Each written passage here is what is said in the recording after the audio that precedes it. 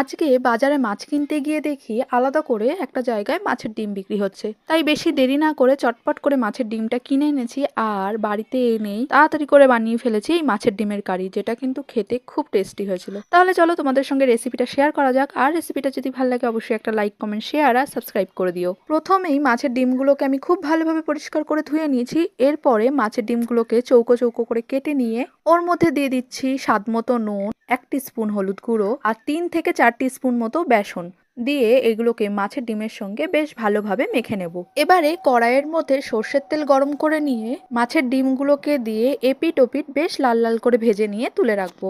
দেখো আমার কিন্তু সব মাছের ডিম ভাজা হয়ে গেছে। এবারে ওই তেলের মধ্যেই দিয়ে দেব ডুমো ডুমো করে কেটে রাখা আলুগুলোকে দিয়ে হালকা করে লাল লাল করে ভেজে নিয়ে তুলে রাখবো। এখন ওই তেলের মধ্যেই দিয়ে দেবো 1/2 টিস্পুন জিরে ফোড়নের একটা গন্ধ বেরিয়ে গেলেই ওর মধ্যে দিয়ে দেবো একটা মিডিয়াম সাইজের পেঁয়াজ কুচি। পেঁয়াজটাকে বেশ গোল্ডেন ব্রাউন করে ভেজে নেব। পেঁয়াজটা গোল্ডেন ব্রাউন ভাজা হয়ে গেলে ওর মধ্যে দিয়ে দেবো 2.5 টিস্পুন মতো আদা, রসুন আর কাঁচা লঙ্কা বাটা দিয়ে অল্প অল্প করে জল অ্যাড করে মশলাটাকে কিন্তু ভালোভাবে কষিয়ে নিতে হবে। মশলার কাঁচা গন্ধটা চলে গেলে ওর মধ্যে দিয়ে দিচ্ছি ধনে গুঁড়ো, জিরে গুঁড়ো, হলুদ গুঁড়ো, লঙ্কা গুঁড়ো দিয়ে মশলাটাকে কিন্তু আবারও ভালো করে কষিয়ে নিতে হবে। মশলাটা কষানো হয়ে গেলে ওর মধ্যে দিয়ে দেবো একটা ছোট সাইজের টমেটো কুচি। টমেটোটাকে ততক্ষণ পর্যন্ত কষিয়ে নেব যতক্ষণ না টমেটোটা পুরোপুরি গলে যাচ্ছে। দেখো টমেটোটা পুরোপুরি গলে গেছে। এবারে ওর মধ্যে দিয়ে দিচ্ছি ভেজে রাখা আলুগুলোকে দিয়েও এই মশলার সঙ্গে আরো কিছুক্ষণ কষিয়ে নেওয়ার পর দিয়ে দেব স্বাদ মতো নুন দিয়ে মিশিয়ে নিয়ে দিয়ে দেব ঝোলের জন্য পরিমাণ মতো জল।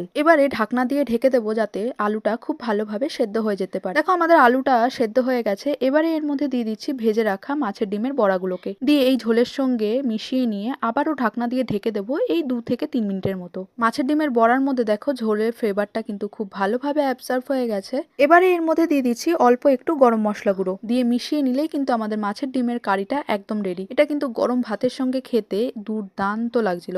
যেরকম তরকারির কালারটা দেখতে সুন্দর হয়েছিল সেরকমই কিন্তু খেতে টেস্টি হয়েছিল। আমি কিন্তু এটা পরোটার সঙ্গেও ট্রাই করেছিলাম, খুব টেস্টি লাগছিল খেতে। আর তোমরাও যদি এইভাবে ট্রাই করে থাকো অবশ্যই আমাকে কমেন্টে জানিও।